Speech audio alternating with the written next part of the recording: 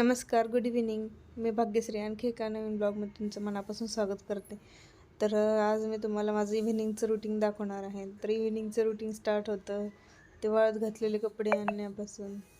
तर ते कपडे वरती वाळू घातले होते, मी घेऊन आले आणि तर आधी पटपट सगळ्या कपड्यांच्या घड्या घालून घेते मी. हिवाळ्यामध्ये दिवस कसा पटकन जातो ते कळत पण नाही. उठल्यापासून दिवसभर सारखं कामं चालू राहतं, तरी पण काम काय उरकतच नाही. आज त्यांची सकाळची ड्युटी होती, तर ते पण होते घरी आणि बाळ झोपलेलं होतं. तोपर्यंत मी वरतून कपडे आणले आणि घड्या करून ठेवले.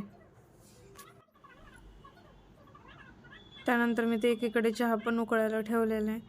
चहा उकळून झाल्यानंतर आम्ही सगळ्यांनी चहा घेतला आणि त्या चहाची आता भांडे घासून घेते मी भरभर.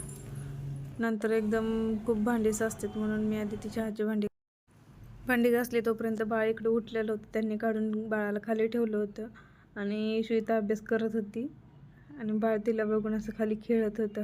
दोघांचं छान चाललं होतं इकडं खेळायचं आणि इशूचा अभ्यास.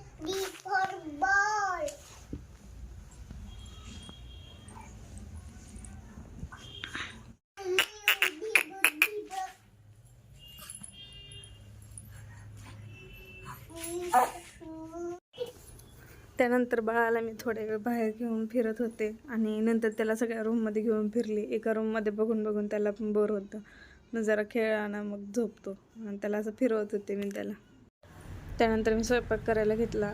चपात्या करून घेतल्या आणि नंतर वरण करून घेतलं. वरण आणि चपाती केली होती आणि चपात्या झाल्या की लगेच शेंगदाणे भाजायला ठेवले तव्यावर. शेंगदाण्याचं कूट संपलं होतं म्हणून. तर असं होतं माझं आजचं इव्हिनिंगचं रुटीन. कसं वाटलं व्लॉग नक्की कमेंटमध्ये सांगा आणि चॅनलला नवीन असाल तर सबस्क्राईब करायला विसरू नका.